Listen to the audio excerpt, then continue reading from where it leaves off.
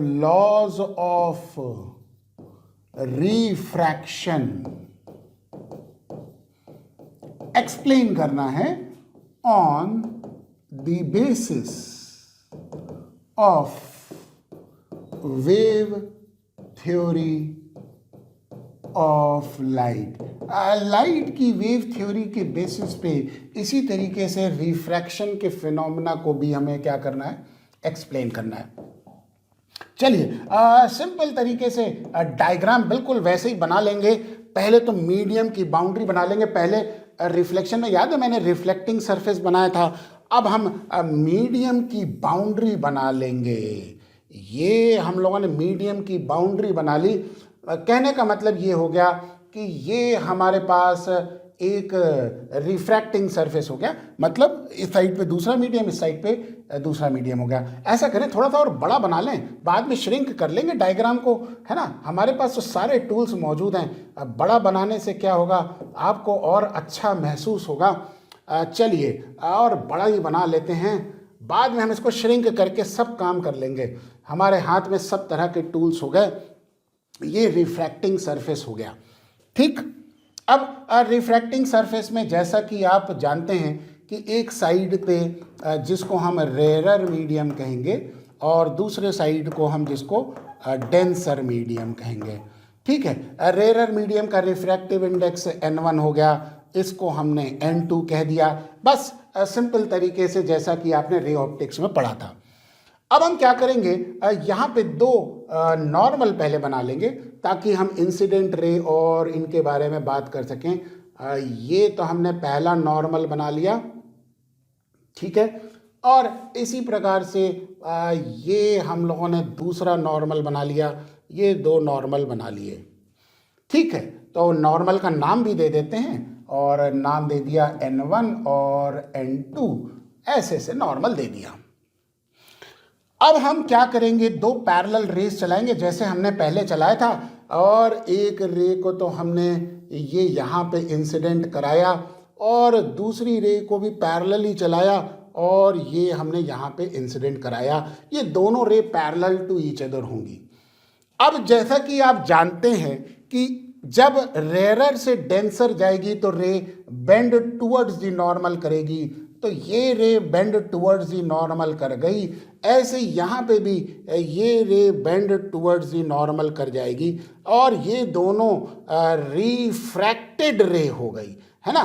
तो ये और ये रिफ्रैक्टेड रे हो गई, दो पैरेलल रे चलाई, दोनों को पैरेलली रिफ्रैक्ट करा दिया। बिल्कुल सिंपल बात हो गई और दोनों ही पैरेलली रिफ्रैक्ट हो गई।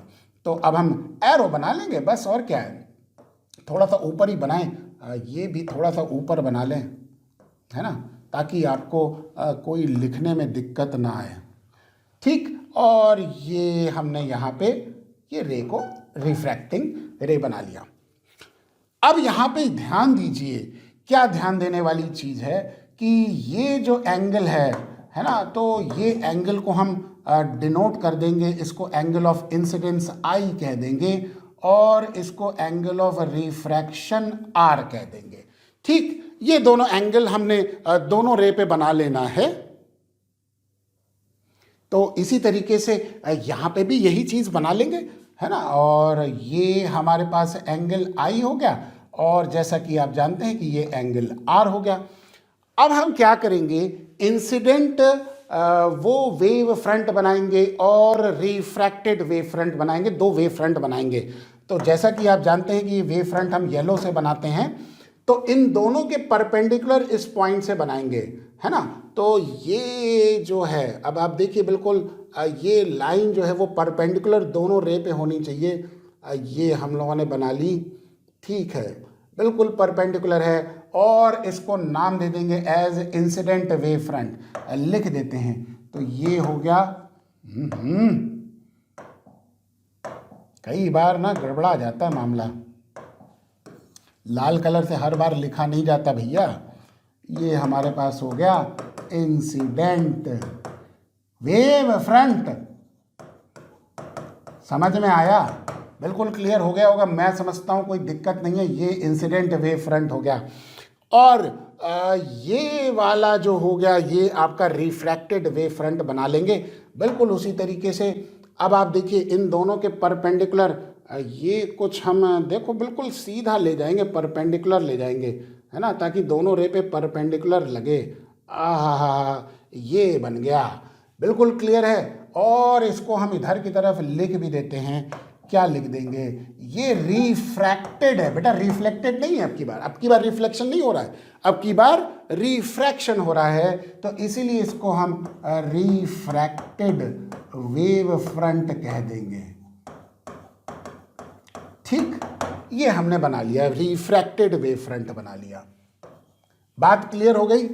अब यहाँ पे जैसा हमने पिछली बार मार्क किया था, कुछ पॉइंट्स को मार्क कर लेंगे, और जैसा कि आप जानते हैं पॉइंट्स को हम फिर से उसी तरीके से मार्क कर लें, कोई बात नहीं, येलो से ही मार्क कर लेते हैं। ये पॉइंट को ए कह दिया, ये पॉइंट को बी कह दिया, इस पॉइंट को सी कह दिया, और इस पॉइंट को डी कह दिया। ये 4 पॉइंट्स हमने मार्क कर लिए, A B C D. Clear हो गया, बिल्कुल समझ में आ गया, मैं समझता हूं कोई दिक्कत नहीं आई होगी। ठीक है, अब आप यहां पे देखिए, बहुत ध्यान से देखिए बेटा, जो 90 डिग्री एंगल है वो क्या क्या है। ये एंगल 90 डिग्री होगा, ये वाला एंगल 90 डिग्री होगा, और ये अगर आई है तो बेटा ये 90 माइनस आई होगा, तो ये एंगल दोबारा से क्या हो जाएगा, आई हो जाएगा। तो इसको लाल कलर से बना दें। हाँ, ये वाला एंगल आई हो गया, जैसा कि आप देख सकते हैं। आई तो ठीक से लिखो भैया, ये देखो भैया ठीक से लिख दे रहे हैं। क्लियर हो गया, आई समझ में आ गया, कैसे आ गया, ज्योमेट्री से। अब आप इधर देखिए, ये एंगल आर है, तो ये 90 माइनस आर होगा, तो ये वाला एंगल आर होगा कि नहीं होगा, बिल्कुल होगा कि नहीं होगा।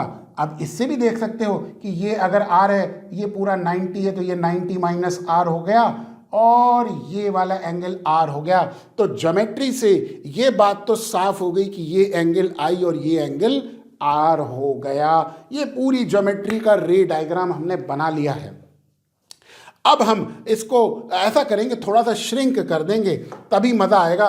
तो ये पूरा का पूरा अब हमने हाईलाइट करके, हाय हाय हाय हाय हाय हाय, ये पार्ट ले गए, और इसको देखो, ये देखो, शाबाश, ये देखो श्रिंक कर दिया, मज़ा आ गया।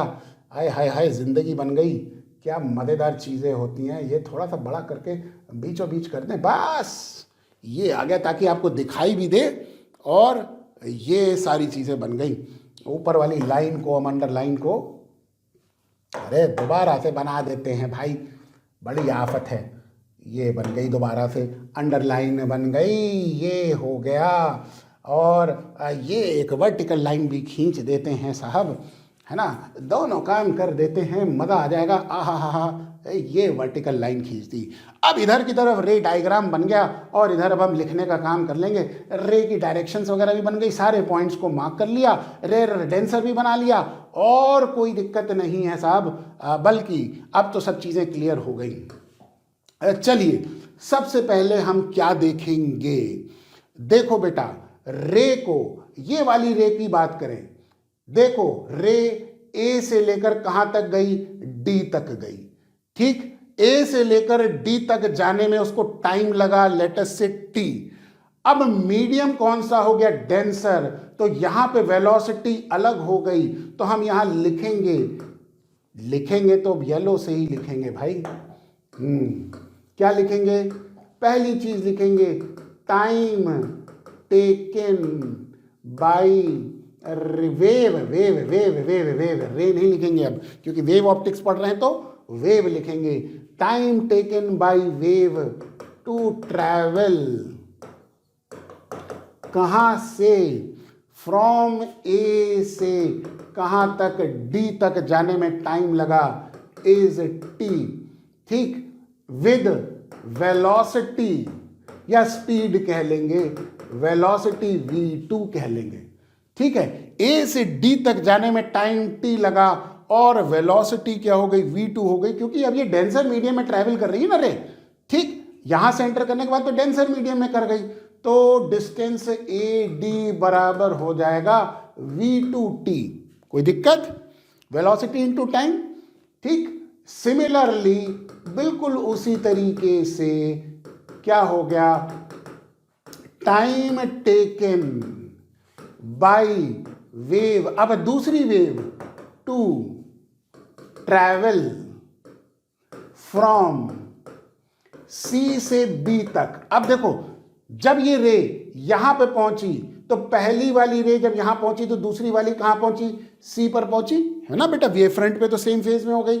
तो पहली वाली रे को ए से डी तक जाने में जो टाइम लगा वही टाइम सी से लेकर बी तक जाने में लगा, दूसरी वेव को लगा। तो यहां पे हम कह सकते हैं कि similarly time taken by wave to travel from C to B is T with velocity different हो गई, क्योंकि बेटा सी से लेकर बी तक किस मीडियम में है, रेयर मीडियम में है, तो विद वेलोसिटी v1 हो गई, तो सी बी बराबर v1t हो गया। बात समझ में आ गई।